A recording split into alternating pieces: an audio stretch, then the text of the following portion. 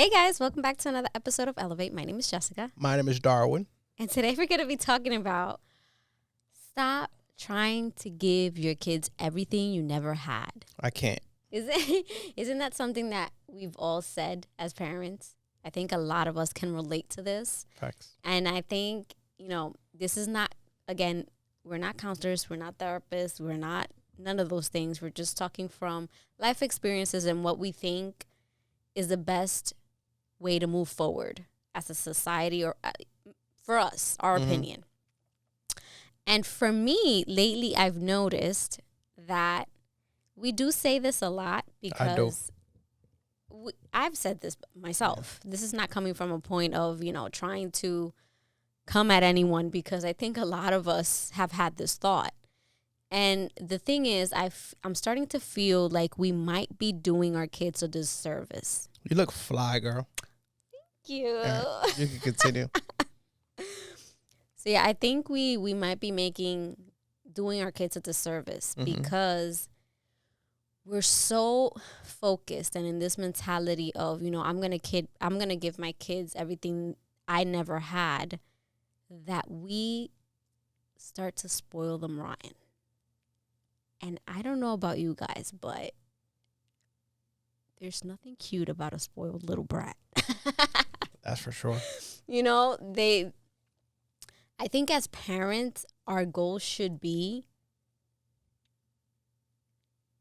instilling our kids values, teaching them respect, giving them the essentials, of course, that they need, a home, to feel protected, to feel loved, to feel cared for. But I think some of us get too stuck on wanting to give our kids experiences we never had, even when we can't afford to give them the experiences. But so to kind of challenge you a little bit. So what happens in the case where you grew up like that, right? And you never really learned those principles of like, everything was just given to you. Exactly. You didn't have to earn anything. What? I feel like that's going to be a kid who is going to be lost as an adult. But who's to blame? Because what if the parent does not know any better? And this is why we're talking about it. This is why we're talking about this, because I think it's important as parents for us to take a step back and really analyze what is it that we're teaching our children? What is it that we are giving them that actually benefits them? Because let's be real. Us buying our kids everything they ask for doesn't make them better humans. That's a fact. It makes us feel good as parents. Oh, I'm a great parent. That doesn't make you a great parent. It makes you, I guess you're a loving, you want to you're showing your kid your affection through material things. But I feel like as parents, we love our kids so much that what we should want to give them is a better outlook on life, make them better people for the future, prepare them for adulthood, and make them realize that life isn't about just getting things. Like, life is deeper than that. Things like that I feel will get an adult, a child, once they become an adult, in trouble. And I think our generation itself, I think we kind of fall a little bit into that too. We were a little spoiled too. Some of our parents, not all of us, but for some of us, our parents, treated us like, the queen and the king of the house. And then once we left our homes, I could tell, like, my mom, she never required me to do anything. Like, I never did laundry. I never, I remember doing dishes, but it wasn't something like I had to do. Chore, yeah. It wasn't something like my mom was like, okay, Jessica, every Tuesday and Friday, you do the dishes. It wasn't like that. And I feel that once you become an adult, because you're not so used to doing them, as you're growing up, and it's part of your life, let's say, like normal thing to do, it just becomes something that's so difficult for you to get used to. And that's something that is a necessity. Like you have to, that's basic stuff. That's something we kind of transition with our kids, Armani and Zena, that we no longer really clean their room. Mm-hmm. Like obviously we do the more adult type cleaning, but like cleaning. Mm-hmm. But when it comes to like picking up your room and picking up your toys, like no. Yeah, we're starting a war with them. For sure. Because like I said, it's essential. Mm-hmm. These things, it's not about me loving you more or less. It's about me being a parent mm-hmm. and knowing that me as the manual for you and for your life, I need to teach you personal responsibility. I need to teach you hygiene. I need to teach you that it is important for you to keep your room and your space tidy, for it to look clean and presentable, for it to be sanitary. Yeah. It's a part of life that we all need to learn. And we require them to do it. Yeah. Once a week. I mean, pretty much every weekend. Like, oh, we're gonna do something. We ain't doing nothing until that room is picked up. Mm-hmm. Mm-hmm. Zena's the funniest. Zena tries. Yeah, she does. She'll make her bed, right? So she'll grab all her clothes and she'll like put them in a corner and then put a pillow on top of it.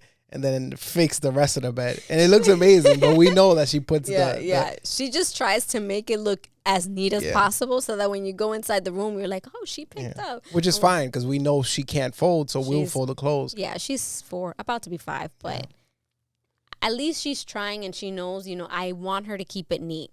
And so now I tell her, if you don't want to do this often, picking up your stuff and having to clean up after yourself, then just make sure that whenever you're playing, mm-hmm. you're not making such a huge mess. Yeah.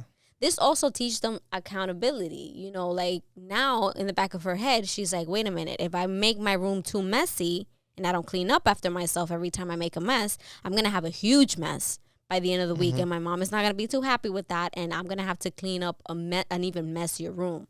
So I want her and Armani to really think before they just...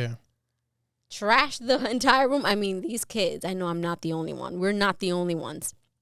But these kids and their mess, it drives me nuts. But you know what? I mean, I've told you that what I'm doing now is that every time we clean and I find like a toy that they have not played in a long time or a toy that Kobe, our dog, has chewed up, I throw it out or we donate it, one of the two. Right. Because it's just, the one, they don't notice. All them Happy Meals toys. They really don't. You don't even know how many things I've thrown out. and it makes your life easier and their life easier because they don't really play with that stuff anyway. For sure. It just gets lost in the sauce when they're digging for other stuff. Yes, I'm definitely not a hoarder when it comes to that. Yeah. I don't, I know that at first I would find myself kind of putting like a sentimental mm-hmm. feeling to these things. Oh, like the first doll I gave, my daughter, or like the first car Armani had, or so-and-so gave him this. And, after a while, I'm like, you know what? If I keep doing this, we're just going to have a house full of crap. Yeah. Because they appreciate whenever they get toys. We're appreciative. It shows that, you care for them or, it's special for them at that point. But after a certain time, they stop playing with them. They grow up, and you can't keep hoarding every toy the kid gets or you get them because you feel like, oh, this means something. Like we're the ones that kind of attach a feeling mm-hmm. to things. And their interests change. And again, like every year you have a birthday, you got Easter, you got Christmas, and it's like people are giving them toys randomly. More stuff. And they just move on. And it's like, you have to just move on. Yeah. You really do. And I can't stand a cluttered home. All them broken crayons gotta go. I can't stand it. It makes it really messes with my mental health. That's a fact. It really does. The more clutter I see in my space, the more clutter my mind feels. And you could do that not with just your kids, because some of you don't have kids. You could do that with your own personal life. If you have an outfit from 2002 or Ed Hardy hat. Are you throwing shots? Nah. Why would I? Just get rid of it. You ain't going to wear it. You're getting better You're right. Yeah, I am. with my influence, but you're I getting better. still don't have enough closet space, but I am getting better. I wonder why, but I don't, guys. You hear him and you think that, please stop. no, you don't. Your closet is big, but It's not big enough for me. I'm sorry. It's not. I sound very entitled and privileged, but it's just not. I love fashion and there's not enough like shelving and stuff for my I need to we're getting sidetracked on this. I need to find a way. But yeah. So going back to the topic of we shouldn't feel guilty as parents if we can't do absolutely everything under the sun for our kids. I feel like the most important things that we should be giving our children is love, of course, food, a home, show them that you care, teach them respect, teach them that you love them, teach them how to love others. And with the little bit that you have, just make the most out of it so that they learn to be happy with what they have. Because kids model their parents' behavior. So if they grow up seeing a parent that is constantly needing to buy things in order to feel good, or they need to buy the child something in order to make their child happy, in my opinion, what the child is learning is that you need to buy things in order to be happy. Yeah. And also, if you're buying things for your kid to impress other people with your kids, that's a no-go. That has a lot to do with personal, personal insecurities. I feel like you need to work on yourself as a parent if that's the case, because you don't want to pass these things down. Yeah. And there's just other methods of you providing for your kid than doing it to impress other people. Absolutely. Absolutely. I think that as parents, I'm not trying to sit here and portray that we're the perfect parents, because we're not. We're on this journey learning. And the reason why we're talking about this is because we ourselves have said these words. You just stole that from my caption from today. What? You stole that from my Instagram caption. I did? Yeah, my journey on being a better father. I did not. Sorry. No, I think you should strive for what you were talking about today on your post. You should strive to have more, time with your kids. Like what you did, I think was beautiful. I was so happy that day that you went out and, just spent the afternoon with your son playing baseball. It made him extremely happy. And I know it made you happy, and it made you guys bond as father and son. And honestly, I feel like those are the things that a kid will remember forever. The times when I would go with my dad to the fields to play baseball, I could see how happy he was when he got back home. Yeah. And you didn't have to take him anywhere super lavish and expensive. You just went to the park and played baseball with him. Facts. And so those are the things that a kid will remember. Of course, it will be nice if you, want to take your kids to Disney and you save up your money to take them. There's nothing wrong with that. But what I'm saying is, for those parents who maybe you can't afford to do it this year, or maybe you're seeing that, so-and-so took their kids to LA and I haven't been able to do that. Don't compare your life or what you're giving your children to what other parents are doing and think that because on Instagram or on a post they look like they're giving their children more than you are, that makes you a worse parent. Yeah. Because that's not the ultimate goal. If you get there, and you save up your money, great. Like, save up for these experiences. I'm all about having fun experiences with your family. But don't make yourself or beat yourself up because you haven't been able to spend a ton of money so that your kids experience these things. And work also, hard and make it happen. You could do that, but don't beat yourself up. And also just keep in mind that a lot of people don't, you guys follow creators and stuff like that.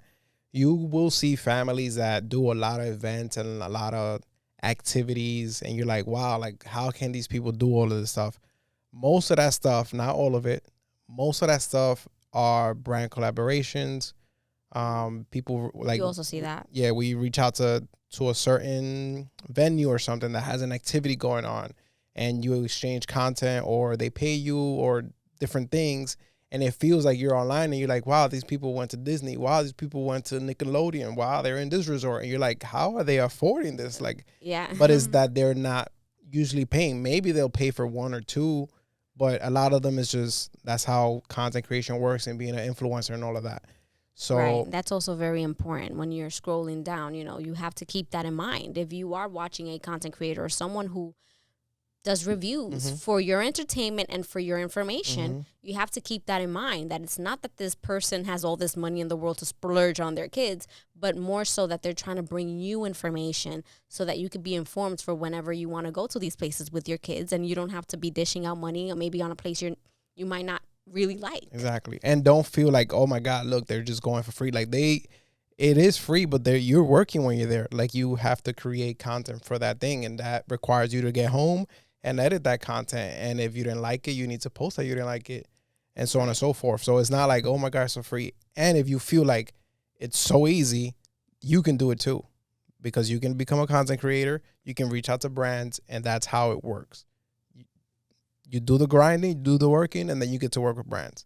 If you feel like it's that easy, go ahead.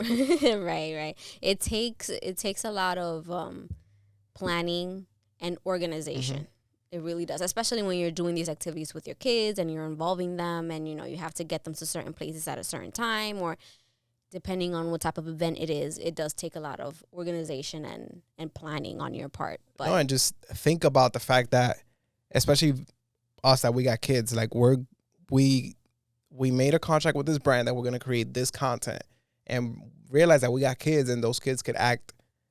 They might not be in the for mood it, that right? day, but we have to create that content. So it's like, it's not as easy as you think. So it's like, oh, maybe let's not record Zena that much, or let's not record Armani that much, because he's not in the mood. They don't want to be And in just camera. like, whenever he's looking at something that looks happy, that's the clip we're gonna use.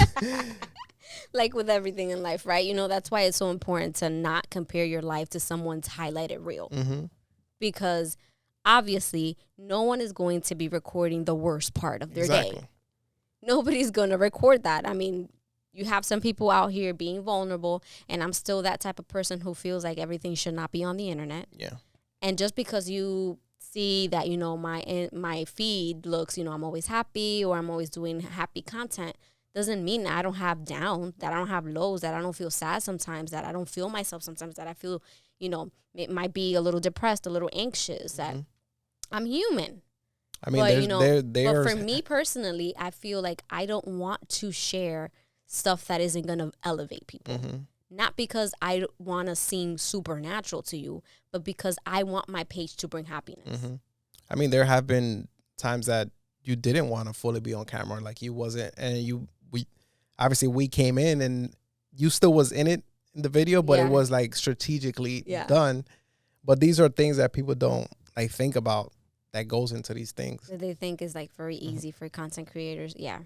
So there's a lot of things that take play. So again, parents, do not beat yourself up. Like, it is okay if you're doing the best that you can. You know that you provide for your child on the basic levels, that you are a loving parent. You're understanding. You're listening to your child. You're spending quality time with them.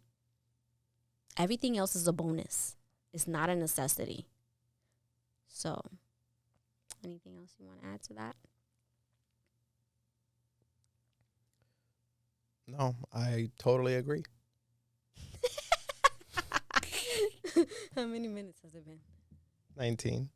All right, but changing the topic just a tad bit. Okay. I have a question for you. Uh-oh. This is also pertaining our kids, but on a different age scale. At what age do you think it's appropriate for Armani to have a girlfriend? Right now. You ready? Soulmate. Please, let's be serious. Nah. Just Armani? Yeah, just Armani right now. How old do you think he should be for us to be able to accept that he has a girlfriend? To accept that he has a girlfriend.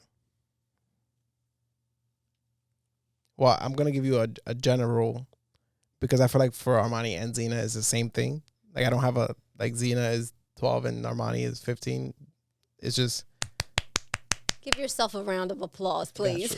I don't remember which one it is. I think it's that one. Yeah. Perfectly said. It should be the same for both. Okay. It's not a specific age. I mean, I don't think under like 13 you should be even considering anything like that. I agree. But I feel like everybody matures differently. Mm-hmm. So it really depends on how mature you are, how reckless you are. Mm-hmm. For me to like accept boyfriend, but I also don't want a boyfriend girlfriend. I also don't want them to feel like they need to hide it from me. Yeah. So it's like very tricky where like you can't be too young, but also I don't want you to hide it from me. Yeah. I think that's the kind of conversation I would like to have with them. I don't want them to feel like it's against the law for them to like someone, because we've all been there. Yeah. We've all been there, and the last thing I want is for my kids to hide these things from me. I would be more upset if my kids hide that stuff from me than if they're just upfront tell me. Mm-hmm. I'm not going to be that parent to be super upset. I mean, I guess depending on the age they tell me this, I really hope that they don't, try to like have a boyfriend or girlfriend when they're like 12, 13. I think even 14 is a little young. You could have like, I know, at that age, you could have like a little crush on someone, think they're cute or whatever, but to take it as far as having them be your boyfriend or girlfriend, I think surpasses the level a little bit. For me, like I have a different experience, so I see it very differently, because when my mother, may she rest in peace, like she was very harsh when I presented a girlfriend. Like it was it was the way, I don't like, it's hard to explain, because it's not like she didn't tell me no, I can't have a girlfriend, but she also will make a huge scene if she was to figure out who the girl was. To the girl. Okay. So it made me naturally just want to hide it and avoid it at all costs. Right. Yeah, that's definitely something that I don't think you should do, because then that just makes the child do everything behind your back. Like for me, I know I will have more of a difficult time when Zena presents a boyfriend than when Armani presents a girlfriend. I don't know if you feel that way about when Armani presents a girlfriend and when Zena presents a boyfriend. No, I think I'll feel the same with both. It's going to be just like, me, as a mother, I know I'm going to be hoping for them to like someone who I would feel is like, I don't know. I don't know. Because I think now that I don't know if that's the word. No, but now that I think about it, the reason is because I know the values like that we're instilling in Armani and what he sees in me as a father, as a husband.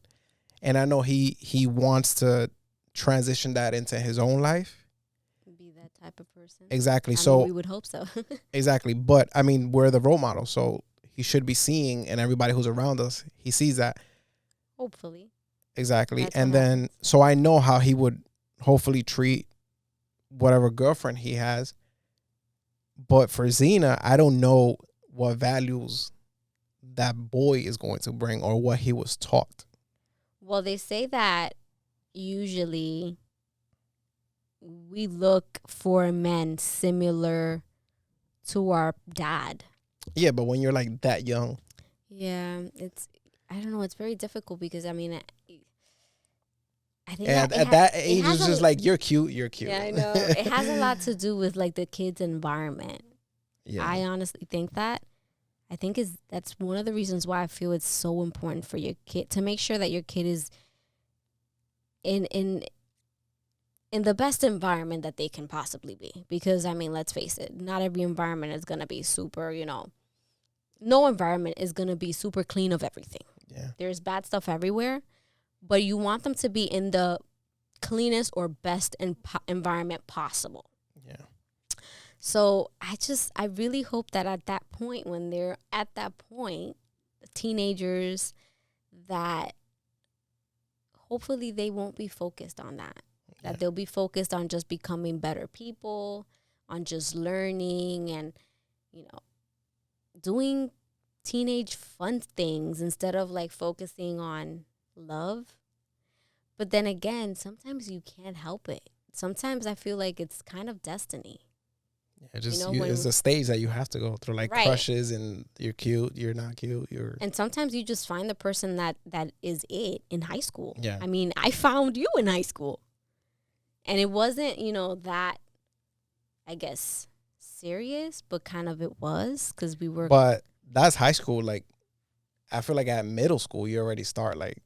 It definitely starts in middle school. The little notes. That's your first. I mean, probably even like 4th, 5th grade. Some like it. But to be honest, when I was in middle school,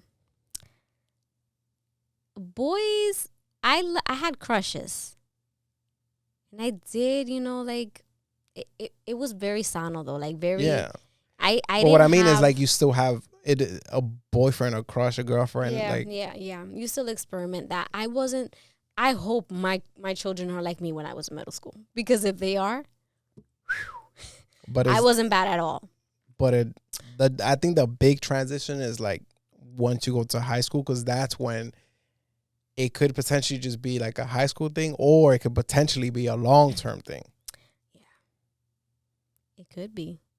Even though most of the time, if we think about it deeply, most of the time, high school boyfriend and girlfriend don't last. High school boyfriend and girlfriend is just most of the time high school boyfriend and girlfriend. They don't last a long time. Most of the time. It's rare occasions that people know and get to know each other in high school and they last a lifetime. That's more rare. So it's important for us to tell our kids that. Yeah. It's okay for you to like someone. You are going to like someone. And it's normal. Well, high school, you don't even need to tell them that. It's normal. Yeah, my mom never told me that, and I definitely knew. Like, it's okay. Just be honest with me. Let me know if you have questions. Like, I want my kids to be comfortable. I feel like that's a talk we need to have, like, post 5th grade graduation, like entering middle school.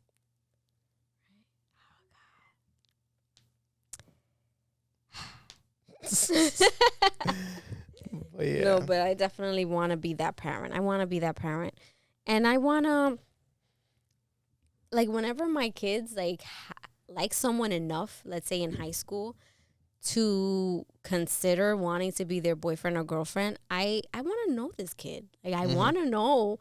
I would be so intrigued to know what they considered to be attractive for someone who they like that on that level. Like, I'm so interested to know, what caught their attention. Like, I would be so interested to know this other person. I would not be that parent who is grilling the other kid, because they have a crush on my child. If anything, I would be very welcoming, because I want them to also see me as another parent. Yeah. I don't want my children to hide things from me, so I will try my best to not freak out. And that also potentially, I know we're dragging this a little bit, could limit the amount of experimenting that your child does. Because if they like that kid or that girl, and you open that kid or girl with open arms, then they feel like, wow, this is like great. Like, maybe if it's really something that would flourish, they'll feel like, oh, why do I even need to keep? But is that a good thing? I don't know. If you think about it, is that really a good thing? Because then you're kind of limiting. Yeah, but then are you going to get super attached to every single girl and boy that walks through the door? You're right. I guess you have to first see how serious things are, right? Don't be so opening, but be accepting. Yeah. And then, depending how it goes, then you'll be like, okay, it's time to... Well, hopefully, my wish is that my kids... Stay single forever. No.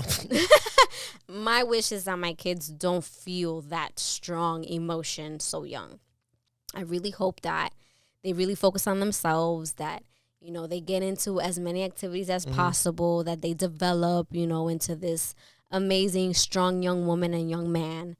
And that, when they go to college, if they go to college or after they graduate high school, then, they could be open to the idea of dating and finding a person, because I feel like at that stage, you're not fully prepared, but at least you went through high school and you were a teenager, and now you could be open to any other possibilities of forming a family and meeting someone. So I really hope that it works out that way, but, you have to be prepared for things not to go that way. So Nice. I'll be praying for them. I'll just be praying for them and hoping the best. And I'll just try to be that open-minded and, welcoming parent. I want them to feel comfortable coming to me, talking to me about anything. I don't want them to feel like their friends should be the first source of information. Yeah. I want them to feel comfortable enough to say, hey, Mom, I feel really uncomfortable about this. This and this happened today. What do you think? I want them to come to me and feel like I'm a safe space. Yeah. Agreed. So I think we've spoken enough today. This was a good episode. Let's wrap it up. That's it for today's podcast, you guys. Thank you so much for watching or listening. If you are on any of our audio platforms, don't forget to leave us your reviews. If you're here on YouTube, don't forget to hit the like button. If you come to the end of the video and you enjoyed this topic, don't forget to leave your comments if you have any down below. Hit the bell so you can be notified every time we post a video. And until next time. Peace.